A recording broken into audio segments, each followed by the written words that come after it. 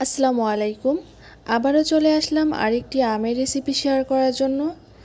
আমরা তো আমের আচার, আমসত্ত্ব, আমের টক সব কিছুই ট্রাই করলাম, কিন্তু এইভাবে কি কখনো ট্রাই করেছেন? যদি খেয়ে থাকেন আপনাদের কাছে কেমন লাগে কমেন্ট করে জানাবেন। আর যারা এখনও খান নাই অবশ্যই ট্রাই করবেন, খুবই সুস্বাদু একটি ভর্তা, অন্যরকম।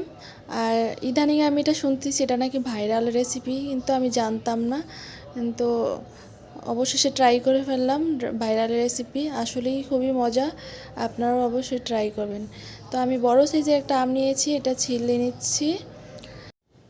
প্রথমে আমটা আমি ধুয়ে নিয়েছিলাম, এখন এটা ছিলে আর ধুবো না। তারপর এখন ছিলে একটা গ্রেটার দিয়ে গ্রেট করে নিব।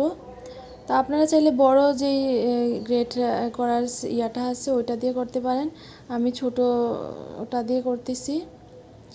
আর আমি টক বেশি খাইতে পারি না, টক খাইলে অল্পতেই দাঁত টক হয়ে যায়, তো সেই জন্য আমি ছোটোটা দিয়েই করতেছি। তো আপনারা যদি ভালো লাগে বড়টা দিয়ে করতে পারবেন।